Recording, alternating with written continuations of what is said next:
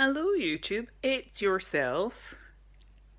Hey, how are you doing? I thought I might give you a video with my sort of tips and advice on how to deal with things like dysphoria and kind of how I get through the trickier phases of things.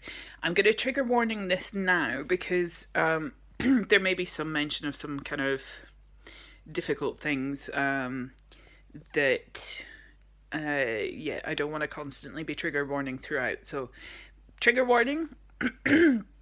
There may well be mention of body parts and certain things that you're not comfortable with, or things like monthly happenings. Um, uh, you guys know what I'm talking about. Okay, so basically, um, I have several different types of dysphoria. I have physical stuff like I have issues with my chest mostly. I also have occasionally lower dysphoria um, and social dysphoria. Now, uh, the the sort of physical stuff is the stuff that I find the hardest to deal with. Um, you may well be different. I'm just going to be talking to you like from my point of view, and I hope it helps because I could have done with a little helpful voice every so often when I was going through some bad times. Um, Firstly, not everyone suffers dysphoria in the same way. Um, I, with my top, for instance, I was finding I was actually more dysphoric with wearing binders, but some of you might find that easier. I'm of course talking to kind of like about people who kind of have a chest that I identify as possibly transmasculine or somewhere along those lines. Trans feminine people, there you could do the opposite. You could wear breast forms and all sorts of things like that. Those are the obvious choices. I can't wear binders; they make me worse. They make me hyper aware. I think because I'm extremely aware of my skin and things like that when I'm anxious. I'm like, for instance, if I'm sweating and I feel like one little bead of sweat trickling down, that can actually make me even more anxious, which is really annoying. So it's better for me actually to sit and say to you something along the lines of, I'm sweating, I do apologise, and then dab myself. That kind of behaviour. So I don't wear bras anymore. I don't wear binders anymore. I had to go through a process of trying to find out what felt comfortable for me. Do not ever think that because you identify as masculine, you have to wear a binder. That's not true. You have to do whatever makes you feel comfortable for you. Um, so, like, even when sort of ignoring my chest doesn't help, I have to do things like just wearing slightly baggier clothing, wearing t-shirts that are soft, wearing things that I can ignore my skin more with, because when the dysphoria gets really, really, really bad, it makes my skin crawl, it makes me feel anxious and all sorts of things. So I tend to just wear things that are hyper comfortable. Fuck if they go together, fuck if they look good. Like, if I want to walk around in jogging bottoms and a t-shirt, like, please don't make assumptions about me. Please don't tell me off. I'm doing it because that's how I need to survive. I mean, I've been wearing a lot of loose trousers at the moment because I'm having IBS issues.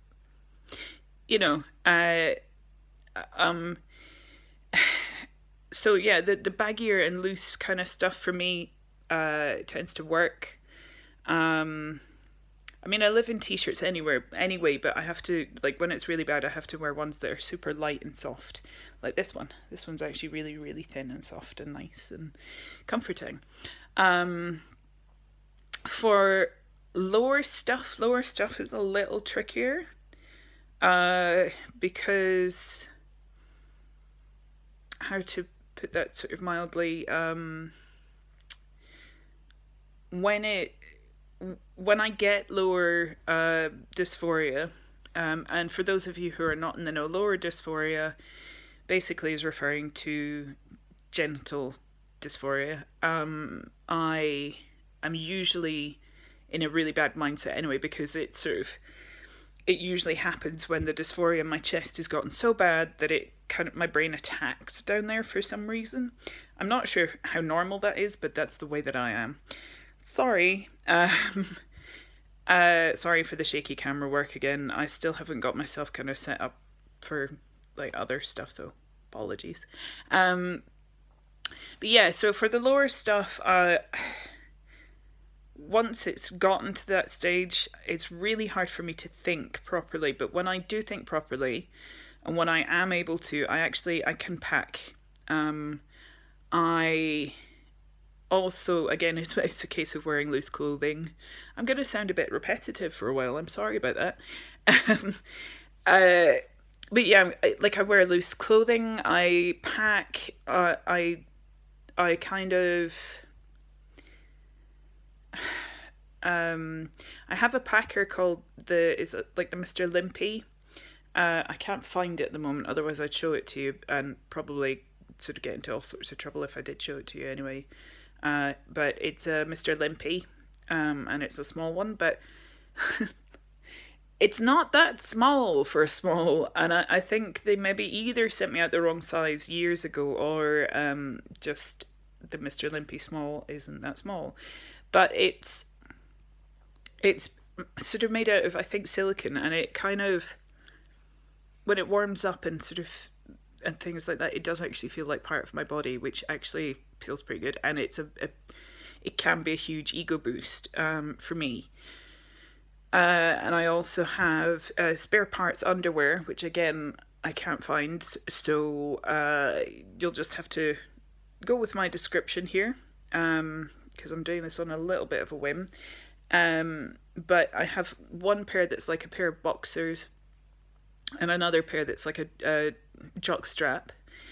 And inside, sort of where like you would normally have just like a normal bit for a man to, or a person with a penis to kind of pull through, they actually have like a sort of bit that's like that, but that you sit the packer so that it sits kind of, and it's held by elastic, and you can pull the kind of penis part through, leaving the kind of testicles, if you like, sitting in this kind of mesh bit, and then it's like backed by mesh, so that it's not sitting against your skin, which is great if you're like me, because silicone actually can irritate my skin a little bit occasionally. I think just because of sweat and things, but yeah, so that helps. Or if you can't afford to get a packer, do it with socks, experiment. I think you could even do it with like tights and rice, and you can sort of mold it. I've seen various kind of instructional videos on that. If you have any interest in me showing you how to do that, please comment and like and all sorts of things, and let me know. And comment on my Twitter and all sorts of things, and yeah, I'll get on that for you, because yeah, I'd like to sort of try and help as much as I can with these things, because I know that they're hellish to go through. And social dysphoria is a really tricky one, because until like transphobia ends, which I don't think is going to happen anytime soon, I can but dream. I think social dysphoria is always going to be there a little bit. Again, to those not necessarily in the know, or who don't really fully understand what that means, it, to me, social dysphoria just means I get nervous about people sort of shouting abuse at me. I get nervous that people might tell me, which they do, like tell me that my gender doesn't exist, that I am wrong, that all sorts of things. This is one I haven't quite figured out how to deal with properly. Other than just, I surround myself with like minded individuals or individuals that care, individuals that kind of that matter. Like if if you do go through this sort of thing, and you have a good sort of friend basis like around you, it does make it a bit easier. And like if I get abuse hurled at me, I can always turn to one of my pocket friends, if you like, one of my friends on my phone, and sort of can complain about it, or I can make sure that I have friends with me, because sometimes I get so bad, like just because I have agoraphobia, I get so bad about going outside anyway that I have a friend with me when these things happen. And yeah, just sort of making sure that you have enough good in your life to counteract the bad, I think is a massive thing. Because like, especially like social dysphoria isn't really helped by the fact that there's so much in the media these days like kind of telling us that either that we're bad or that we're going to be attacked as trans identifying people. Like, I mean, I think it's every day now that I'm seeing things about people who are kind of either coming out saying, oh, trans people should be sterilized, trans people should have this, that, blah, blah, blah. Or sort of trans people have been murdered, trans people have been attacked. And there's only so much that you can hear about that before you start to kind of think that might affect me. And yeah, so I think, like, I mean, you've seen her before, like in videos. If not, you should go and look at the videos that she's in. But I have my little unicorn, and she is cis-identifying. She is just a wonderful ally. She's constantly learning, constantly asks me questions, or constantly gets told off for things, or told things like. And we watch, trans documentaries together. I explain where the trans documentary is wrong. I explain, how things can be changed to her. And she's always kind of adapting her behaviours to kind of fit around me, which I think is wonderful. And I hope I do the same for her, actually, for her various things. I try to.